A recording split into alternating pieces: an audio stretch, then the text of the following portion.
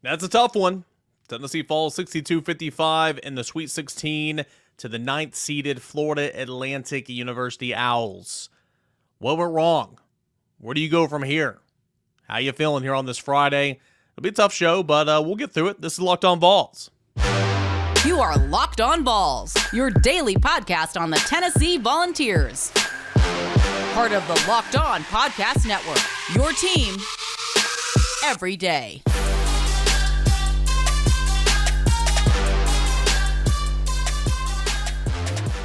Hey, what's up, everybody? Welcome into it. Locked On Vols here on a Friday. I'm your host, Eric Kane. Appreciate you guys for tuning in as you're on your way to work. Maybe you're working out.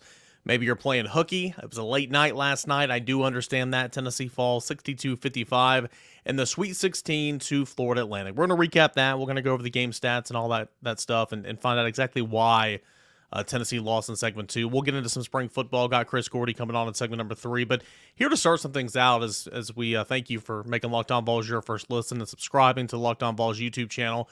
We're just going to talk about some things, right? We're just going to kind of go through the emotions and all that. I understand if you're listening, you know, I love the audience here at Locked On Vols. You guys allow me to do this for a living, and I can't thank you enough. But if you're watching and listening to Locked On Vols, you're a diehard Tennessee fan, right? You are, not just a casual fan. If you're listening to an everyday podcast on a specific team, you are a big time fan of that team. So I understand you're probably hurting here on a Friday morning. Probably hurting, probably tired, probably hurting, probably a little pissed off. And all that's okay, right? I mean, you make a run in the NCAA tournaments, and for it to come up short, you know, it's okay to be upset. It's especially okay to be upset when you look at the path to what was going to be Tennessee's only its second Elite Eight appearance in program history. That's cause for frustration as well. And no one was putting the cart before the horse, and certainly I wasn't trying to do that this week leading up to this game. If anybody thinks I did, I do apologize. FAU is a good ball club. They deserve to be in the Sweet 16. Mid-major by name only. Man, they won 33 games, won Conference USA regular season, championship titles, all that type of stuff. They're a good ball club, and we knew that they like to get out there and shoot that three and run, and really try to wear teams down. And I thought Tennessee did a really nice job early on, kind of settling in. You had Uros good on Tennessee's first possession.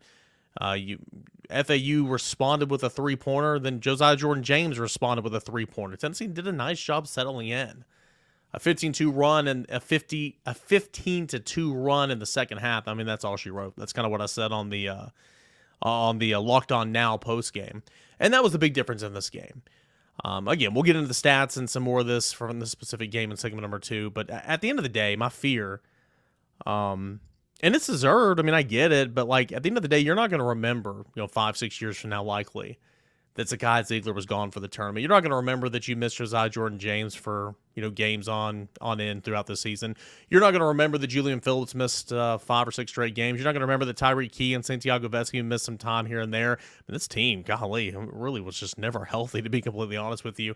You're not going to remember a lot. I didn't even think Uros missed a game earlier in the season. You're not going to remember that. You're just going to remember that Tennessee lost to a 9 seed in the Sweet 16.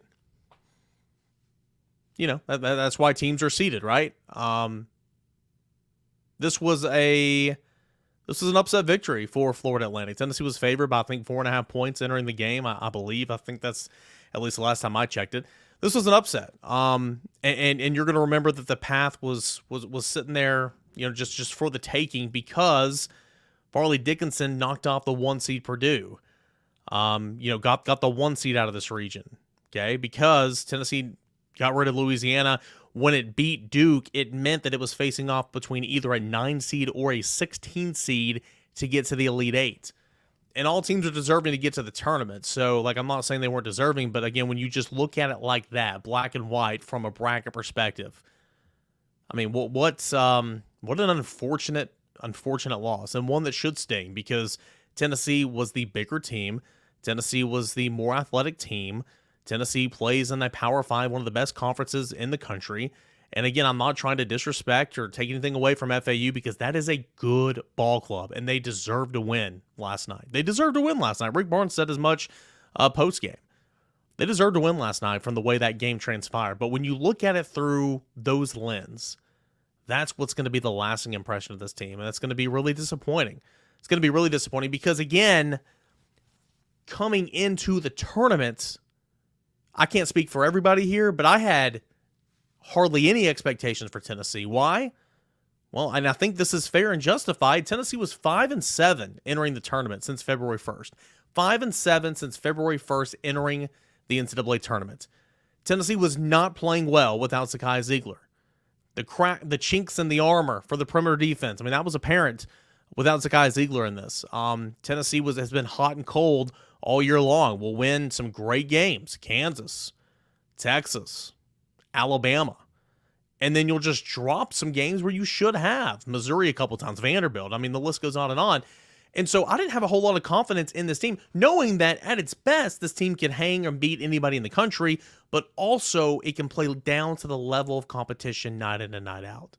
And so we just don't know. And I've said this countless times, I feel like. We just didn't know which Tennessee team you're going to get on one night in the tournament. I mean, take Louisiana for an example. Santiago Vescovi was held to 3 points in that game. Tennessee won by 3. You come back, Santiago Vescovi was the main storyline in the first half against Duke. Oh, and you turn the ball over 18 times against Louisiana, and then you turn it over just 9 times against Duke. You just don't know exactly what Tennessee team you're going to get. So, again, you're a 4 seed. There's not a lot of expectations for this team entering the tournament because of where you are in the injury situation. You make it to your seed line in the bracket. The 4 seeds are supposed to make it to the Sweet 16 if you just go on seed alone. I know that's not how it all works out, but again, if you look at it that way, you made it to the Sweet 16. So, I made the comment earlier in the week that it's almost like house money for Tennessee, but recognizing that can change because of who your opponent is. And again, FAU, good ball club, yada, yada. I've said it a million times, but the fact remains when you lose to a seed of a 9, when you're a 4 in the Sweet 16, that's a disappointment. So it's unfortunate. I understand the frustrations. I understand the anger here today. Buddy sent this to me. Somebody made this. I guess it's the Action Network. Somebody made this this graphic for me.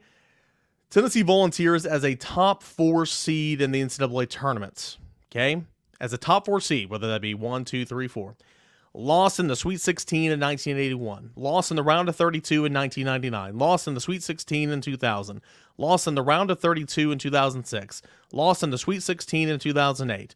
Lost in the round of 32 in 2018. Lost in the Sweet 16 in 2019. Lost in the round of 32 in 2022. Lost in the Sweet 16 in 2023. A lot of those are here recent. From 2018 on, you have 2 losses in the round of 32 and 2 losses in the Sweet 16.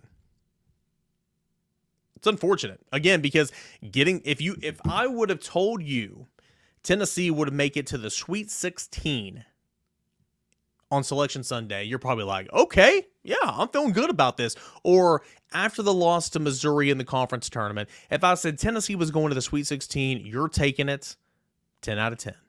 So am I, because I'm like, this team right now, Sweet 16, okay, second weekend, all right, sign me up.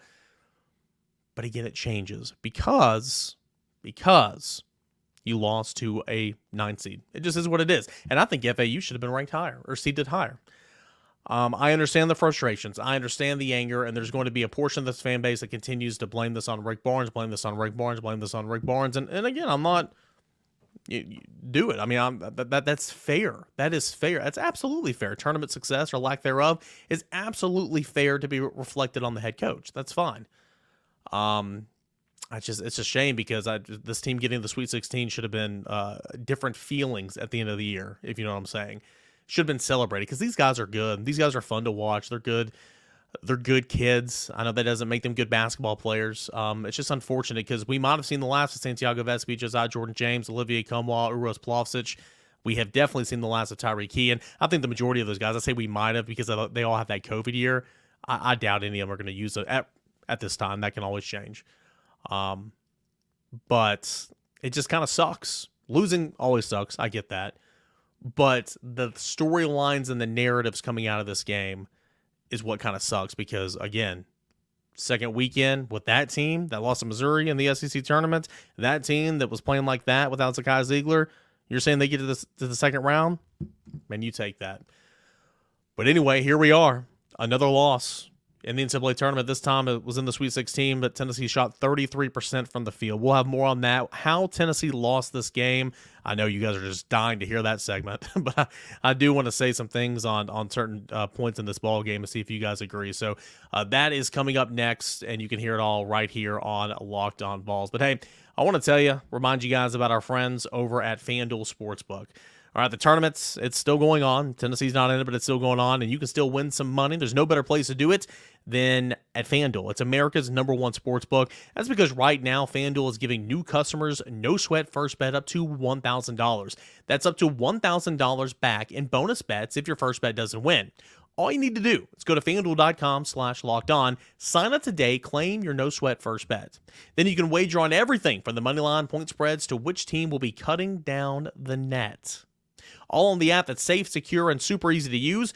Don't miss your shot at no sweat first bet up to $1,000 when you join FanDuel today. Just go to FanDuel.com/lockedon to sign up. That is FanDuel.com/lockedon to sign up. Make every moment more with FanDuel. All right, guys, welcome back into it. Friday show, we're talking Tennessee's loss in the Sweet 16 to Florida Atlantic. We will talk football in segment number 3. Got Chris Gordy, Locked On SEC, going to come over, and we're going to talk a little Tennessee football, so that'll be fun. We can get a change of pace, and now we can just focus solely on Tennessee football in spring practice because, hey, there's a lot to look forward to and a lot to watch and a lot of questions to ask about Tennessee football for sure. Tennessee controlled this game in the first half, man. I mentioned the start. I thought Tennessee started really, really well. It was important. That was one of my keys to the game. Tennessee had to settle in. You couldn't let FAU dictate the pace of play. And Uros had a put up, not a put back, but a put up there at the block on the first possession. FAU counter with a 3-pointer. Tennessee counter with a Josiah Jordan-James 3-pointer. Tennessee went on a 6-0 run at the 13-ish minute mark to make it 16-8. Tennessee led for 18 minutes and 35 seconds in this game. And then there was a minimal scoring drought there with about 1:16 left in the first half. Actually, there was a big-time scoring drought for all parties involved. So this is how they ended the first half. Vols ended the first half 1 of 7, 3:17 scoring drought. 3 minutes, 17 seconds. FAU ends the first half 0 for 4, a 2:42 scoring drought. And the halftime score was 27-22 in favor of Tennessee. But Uros Plavsic was huge for Tennessee in that first half. He had 8 points. Josiah Jordan-James had 7 points in that first half. Santiago Vescovi only had 3 points, which is unfortunate. Tennessee shot only 31% from the field in the first half of play, but we're still leading this game. FAU only shot 38%. Both teams only made 3 3-pointers. FAU had 9 turnovers compared to only 2 turnovers from Tennessee in the first half. And we're out rebounding Tennessee, however, 22-17 at the end of the first half. But Tennessee was still leading, and Santiago Vescovi only had 3 points, and Tennessee was being out rebounded. Okay, so things were going wrong for Tennessee, but you still had a lead. Well, you go in there to the second half. Santiago Vescovi, boom, good 3-pointer on the first possession. Vescovi again, boom, 3-pointer on the third possession. Tennessee goes up 33-26. And then here comes FAU starting to chip it away after a little tiny scoring drought of 2:45 where Tennessee led 39-33. You had FAU that came up. Vols had a scoring drought of 2:23 over the last 4. That allowed FAU to cut it within 4 at the 10-minute mark. And then FAU takes the lead 41-39, 9:31 left in this ball game. That is when FAU took its first lead of the second half, and since early in that basketball game. FAU went on a 12-2 run. FAU went on a 15-2 run is what it ended up at. Over 4 minutes and 45 seconds of game action. Took a 48-41 lead there with less than 10 minutes left in the ball game. It got to 51-41, a 10-point lead for FAU with 6:44 left in this ball game, and that's when I started taking notes. Tennessee ended up losing 62-55 in this game, and I'll tell you again, and I tweeted some, and we had that review on the CBS telecast, or on the TBS, telecast, when they called Uros Plavsic for a flagrant foul, and what was shown on the television screen was just not. And keep in mind, at that point in the game, too, I think the foul differential, I might be wrong, but I believe at that point in the game, the foul differential was like 8-3. It was something ridiculous. It ended up not being that bad at the end of the game when you go back and look at the second half, but still, at that point in the game, the foul differential was obscure. And then the play they're showing on the television screen from the TBS crew was just such a bogus call. It turns out, myself, even along with thousands of other Tennessee fans, are tweeting, "What the heck's going on?" Maybe that narrative from Jay Billis is true, right? Turns out they showed the correct play, and boy oh boy, what a stupid foul by Uros. I mean, what the hell are you doing? I mean, that's pathetic. That's how people get hurt. That was awful. But I did want to say that because that was a horrible play. But nonetheless, that was in the middle of that big old scoring run for FAU. 15-2 was that run. So sure, I wasn't a huge fan of how the game was called in the second half. But at the end of the day, you shot 33% from the field.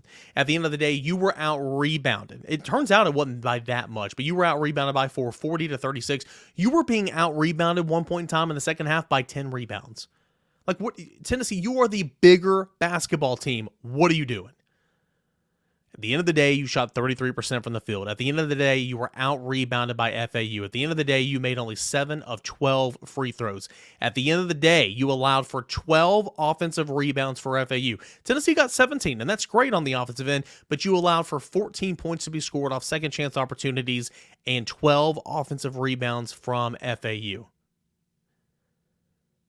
You had a complete no-show from Olivier Combois, who ended up scoring 6 points, but he was 2 of 9, and he was held scoreless well into the second half. You had a complete no-show from Julian Phillips. It's frustrating, man. I think that guy's got all the talent in the world, and he's likely to go to the NBA. We'll have to keep tabs on that, and I'm sure he'll go through the process and go to the combine and all that stuff like you're allowed to do now, or whatever the case is, go through the process. And he's very, very talented, but man, I mean, what a disappointment here in this game in the NCAA tournament. Julian Phillips, 0 for 2 from the field, no points, 2 shot attempts all night long in 12 minutes, and 1 board. Not great whatsoever. Toby Awaka didn't play in this game hardly at all. He was a non-factor. Vescovi, he had 3 points at half. He came out and had those 2 early 3-pointers in the second half, and then that's it. I mean, he was a non-factor in this game. 3 of 9 from 3, 3 of 11 from the field. Josiah Jordan-James, I mean, he didn't have the best night shooting, 3 of 11, but he had 10 points. He had some big shots in this game. Again, Plavsic was huge in the first half, but he was held scoreless in the second half, 4 of 10 overall in this game. You had Tyreek Key, who didn't shoot the ball well whatsoever. At least he was shooting, though. That was good. Earlier in the season, he wouldn't shoot. 2 of 9, finishing with 5 points. At the end of the day, you got out-rebounded by FAU. I just keep saying that. Like, what are you doing? And you shot 33% from the field. Tennessee's defense was incredible. Tennessee's defense might be the best defense we see from a Tennessee team maybe ever. I don't know. I mean, it was a really good defense. Don't get me wrong, a really good defense. But when you shoot 33% from the field in the Sweet 16, you knew that the season was always going to end. Was always going to end for Tennessee on a poor shooting night. And that's what it was against the Owls in the Sweet 16. So I was not a fan of the way the game was called, especially in the second half. I wasn't. But that's not why Tennessee lost this game. Tennessee lost this game because it got pushed around on the boards, and it shot 33% from the field. So that's it. That's it right there. You can close the book on this team. Santiago Vescovi is a good kid. It was fun to watch him. Josiah Jordan-James, a good kid. It's been fun to watch him. Olivier Combois, good kid. Very annoying how inconsistent he is. Great kid. Works so hard. Fun to watch Uros and his role on this team. Tyreek Key, what he added to the team this year. I mean, that's a good group of kids. You root for these guys because they're fun. They're fun to root for. They're fun to watch. But you close the book. It's over. 62-55, Sweet 16 loss to Florida Atlantic University. I know a lot of you guys might be mad at Rick Barnes. That's fine. That's a conversation for another day. I already kind of went over in segment number 1 the postseason lack of success for Tennessee as a program. And we can talk about all that during the offseason. But, man, it was just a bad day to be really, really bad from the field. And Tennessee's had some games since Zakai Ziegler, its point guard, has been out, where I think the first 2 games, Tennessee scored 70 points without Zakai, I believe. Maybe I'm wrong. I'll have to go back and look, but or maybe 2 of the first 3 games or whatever. But That wasn't it tonight. That wasn't it at all. How about we change the subject? How about we talk some football? We'll get into spring football practice, but we'll continue to monitor who's leaving, who's staying, Tennessee recruiting, all that and more as we get into the offseason here. You can find all that here on Locked On Vols. We'll talk football coming up next right here on the show. But the Built Bar Madness bracket, it is here. We know you have a favorite bar or puff, and now it's your time to make it count. So go to BuiltMarchMadness.com to vote for your favorites. You know I'll be voting for the cookies and cream bar, and if you want the Vols to win every single game that they're playing, whether it be basketball, football, whatever, baseball, you're going to be voting for that bar too. Support your team, support your bar or your puff, and when you vote for your favorite bar or puff, you're going to be entered into a drawing where 50 lucky Locked On listeners will get a free box of Built. Yeah, that's right. Not only that, but one lucky Locked On fan will get a 12-month subscription to Built to have Built's best bars or puffs delivered monthly straight to your door. You got to try Built. Protein bar, 17 grams of protein, 100% real chocolate. It is good for you. What makes Built bars and puffs so good? Well, for starters, high in protein, low in sugar, covered, like I said, 100% real chocolate. Run to BuiltMarchMadness.com right now to vote for your favorite bar or your puff and pick up a box while you're there. You can vote every day in March, so hop in and support your pick. Talking a lot of hoops here on a Friday, obviously, but Tennessee spring practice, it is going on right now, and it's imperative. If Tennessee wants to be a contender year in and year out in the Southeastern Conference, it's got to stack those good seasons on good seasons on good seasons, obviously. Tennessee 10-win regular season, 11 wins overall, a win over Clemson in the Orange Bowl. And so what's in store for 2023? Got our guy Chris Gordy, Locked On SEC, joining us. And Chris, kind of big outlook here. When you think about the Tennessee football team for this spring practice, what's some of the big things that Josh Heupel, about said Vitello, we've been talking baseball so much off the air. What does Josh Heupel need to kind of figure out? What are the main objectives for Tennessee here over the next month? Well, I mean, obviously a lot of the focus, for at least the outside looking in is the quarterback spot and what Joe Milton is going to do. And, I like this quote this week where he said, I don't even watch the Orange Bowl anymore. That was in 2022. Let that game be. This is about 2023. And I thought that was a great perspective because all me and what other people have been saying about it is, oh man, how good was he down the stretch of last year and looked so good in the Orange Bowl. So clearly that's just going to carry over. And I get it. Like, no, wipe that slate clean. He's got to go out there and earn the job. And look, we know he's going to be the starter, but I like that, Josh is kind of saying, no, but nothing's guaranteed. Nobody's locked in at starter and all that. Got to go earn it. But it starts with the O-line. And the thing that I've noted, Eric, is just, they were deep last year at positions. Obviously, we know wide receiver, how dominant that group was. But like year 3 of Heupel now, you start to see the depth, particularly on the lines and the offensive line particularly. We know how they've reworked it and brought in new guys. And I think that's going to be one of the great battles to watch throughout this spring and into the fall. You lose Darnell Wright, but you got at least a lot of experience in those guys like Gerald Mincey and Jeremiah Crawford and Dane Davis. And now John Campbell comes in. I think a lot of people want to just pencil in Campbell at left tackle, but I've had several people say, don't count out Mincey. Like he could be that guy. So I think that's going to be one of the more fascinating spots to me. I know everybody wants to talk receiver and quarterback and all that, but the offensive line, if this can work out, this group might be, dare I say, better than last year if they all click. Yeah, and that's saying a lot, obviously, because, you bring back so much, but kind of how you started the conversation. I mean, you lose what should have been a Heisman finalist in Hendon Hooker. I mean, he's been phenomenal last couple of years. So you lose so much. You lose likely a first-round pick in Darnell Wright. And, John Campbell, whether it's left tackle, whether it's right tackle, a lot of people are thinking that he's just going to slide on in, and that's probably likely going to be the case. But, you also lose Jerome Carvin, a guy that's been pretty much a 4-year starter for you at guard. Andre Carrott coming over from Texas. Can he slide in there and solidify that? Or will it be one of these guys that's been on Tennessee's roster for a couple of years, like Ollie Lane or maybe Jackson Lampley? We're just going to have to find out. When you do look at some of those flashy positions, Dante Thornton coming over from Oregon didn't do an awful lot at Oregon. He kind of blossomed there towards the end of his Oregon Duck career. But he comes over to Tennessee, and if you play that slot position at Tennessee, man, that's the moneymaker spot. And he's practicing at slot right now, but also can bump outside, and maybe Squirrel White can be the slot. They'll figure that out in fall camp. But Dante Thornton's coming over. He's experienced. He's a 2-year guy in college football, and I think that he's poised to be a guy that can maybe take that Cedric Tillman or that Jalen Hyatt type leap here this year for Tennessee.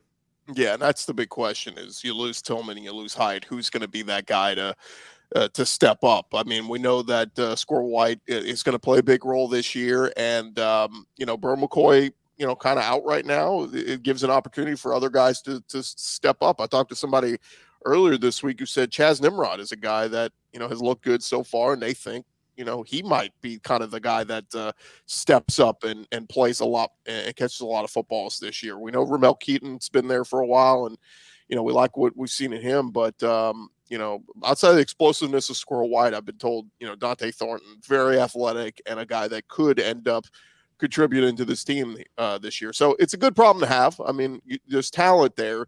It's just who's going to be the guy. And again, I don't think it's fair to hold any of these guys to the standard of Tillman and Hyatt, with the exception of maybe McCoy. When he gets back in there, you're talking about senior transfers, played a lot of football in a lot of different places. Yeah, I think I would turn to Brew McCoy and say, you better be one of our leaders this year at receiver. But I like the mix, man, and the competition should be good throughout the spring. Yeah, you look at the stats from last year, and it's like, damn, Brew McCoy had this many catches, this many yards. Felt like they never threw to him, and I think he's going to be big in this offense. He was really good in year one. I mean, it's a unique offense to step into, and that's why Gerald Mincey never really got his footing, and he was kind of a part-time player last year. I mean, it's hard. It's hard to come over and be just an impact starter in this offense. So I think that says a lot. Looking at defense now, and Josh Hobley even said it Monday. It's like the next step for us as a team and defensively, we gotta get better in pass defense. We were better on third downs. We were better in the red zone. We were better in stats that count. And I wrote a column about this after the season. Like, look at that pass defense; it's atrocious. But look at where Tennessee's defense got better and like literally everything else. But looking at that secondary for Tennessee, they have so many returners. You add Gabe Judy Lawley from BYU and played in the SEC a couple years ago as well at Vanderbilt. They just got to figure out kind of who's going where, and I do think that's got to tighten up a little bit, because a secondary that allows an opposing quarterback to throw for over 300 yards consistently, it's going to get you sooner or later when your offense has an off day. Yeah, and I look to guys like Warren Burrell and Kamal Haddon. Again, you mentioned older guys and guys who have been around a while, and so I think was Burrell still kind of banged up right now. So he tore his labrum, broke his labrum, whatever that is, week 2, and so he's got a red jersey on, but he'll be ready for fall camp. Yeah, so I feel good about him, and like you said, I think Judy Lawley, a guy played at BYU, played at Vanderbilt, could come in and maybe play a role there. I mean, that was the big question for me, with this Tennessee team last year. Overall was the defense, but particularly the secondary. And then, of course, in the trenches, who was going to step up and get big sacks outside of Byron Young. But yeah, I feel a little bit better about the secondary going into this year, just again, because of the experience and, guys like Jalen McCullough and Andre Turrentine and all these different pieces you have back there.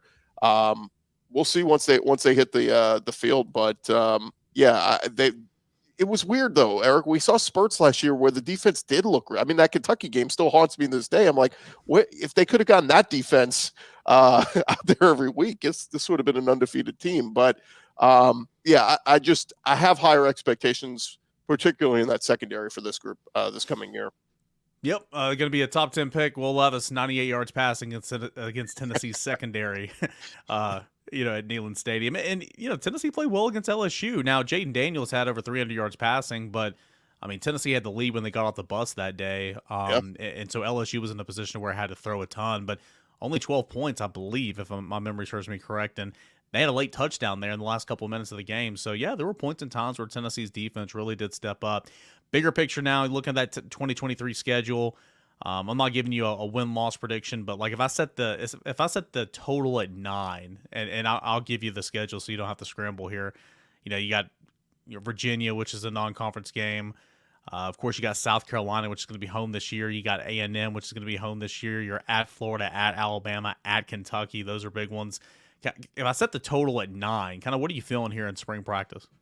That's a good one. I appreciate you didn't go like 8.5 or 9.5, because I don't, I would probably go right at 9. I mean, look, let's be real, Eric. The expectation is they should be perfect 4-0 non-conference. We can throw in Austin P and UConn and UTSA. And UTSA is a pretty good program. They'll jump up and bite you if you're not prepared. But they should be a perfect 4-0 in those. And then from there, always go to the road trips.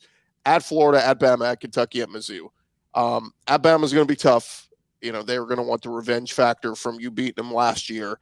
And then, the other three are all winnable. Obviously, Kentucky's got a new quarterback. Missouri is still, they're good, but not great. And then Florida is absolutely in flux. I mean, they just had Anthony Richardson and couldn't win 7-8 games with him. So I think of those road trips, the Alabama one is the one that I think is going to be tough. But I think those other three road trips are all winnable. And then of the home games, really, the Georgia game obviously is the toughest one. But I think A&M and South Carolina, we'll see what they look like once they come around. Is Spencer Rattler going to take his game to another level this year? Is Bobby Petrino going to help the A&M offense be a little bit more balanced and better this year? So, those questions still persevere. But look, if Joe Milton grabs this bull by the horns and the offense is clicking, the receivers are playing well, the defense is playing well, yeah, I would feel really good about that 9-win pick, just about how the schedule shapes up. Again, Alabama and Georgia, those might be the two absolute losses on the schedule. But outside of that, I would expect Tennessee to win all the rest of those games. Last thing here, and it's not the only position, it's a team game, but it is the most important position in all sports. It's quarterback. We kind of went through some of those there. Tennessee always struggles at Florida, so I'm not saying that's going to be a guaranteed win, but again, the quarterback position there at Florida right now, I really like Tennessee's chances looking at it right now. Alabama just brought in another generational talented recruiting class, and they've got years on years on years stacked on stacked on stacked. But again, you're going from Bryce Young to likely Ty Simpson, and so there's opportunity there. Georgia, you're probably getting an upgrade talent-wise at the quarterback position, but you still lose a ton. And then Kentucky even. Leary from 2021 at NC State, one of the better quarterbacks in the country. So I feel like, at least just looking at the quarterbacks, there's so much opportunity for Tennessee. You're not going to get them all. I understand that. It's just kind of it's unique looking at that position around the Southeastern Conference this year. Well, that's what's so fascinating, Eric, is we have so many good, talented quarterbacks coming back this year that we either full-time starters last year or part-time starters towards the end of last year. The two programs that have the biggest question at quarterback are the two teams that everybody's going to probably pick as the favorites in the East and the West, and that's Georgia and Alabama. So it's kind of funny. Like you always think, if you got quarterback, you got the hardest part figured out. Alabama and Georgia got everything else figured out. They just got to figure out who's going to be their quarterback. But yeah, I think they'll settle on that. Sometime throughout the spring, I think we'll have a good idea on who those guys are going to be. But yeah, man, we look at the landscape of the SEC. Devin Leary's got a lot of skins on the wall coming to Kentucky. Graham Mertz had some success in the Big Ten. Obviously, we'll see what he is at Florida, but Jaden Daniels back at LSU, Will Rogers back at Mississippi State, KJ Jefferson back at Arkansas. There's a lot of good quarterbacks in the SEC coming back, and at least for Tennessee's, the unfortunate situation of losing Hendon Hooker, at least you got Joe Milton's feet wet, and you feel good about where he is coming into the season. Chris Gordy, Locked On SEC, man. I say you're busy right now covering some hoops and spring football. What you got going on over there at Locked On SEC? Yeah, we're doing it all, man. We're talking all about the SEC teams playing this weekend, and then still talking about spring ball. We got some teams that just started spring ball, some teams kind of in the middle of it. So we'll be talking a lot more spring football here in these next 2 weeks. Good stuff there from Chris Gordy. Really appreciate him stopping by the show. And as always, I thank you for stopping by the show. Here on Locked On Vols, it is your first listen each and every day. It's a part of the Locked On Podcast Network. Thanks for making it your first watch on YouTube. If you haven't already, I know I say this every day, but please subscribe to the Locked On Vols YouTube channel. It helps me and it helps the show so much. So please do that. If you have a YouTube account and you're not subscribed, please consider subscribing to Locked On Vols on YouTube. If you like what you hear, rate me 5 stars on Apple Podcasts and go ahead and leave me a positive review. That goes a long way as well. Guys, can't thank you enough. Really do appreciate you guys.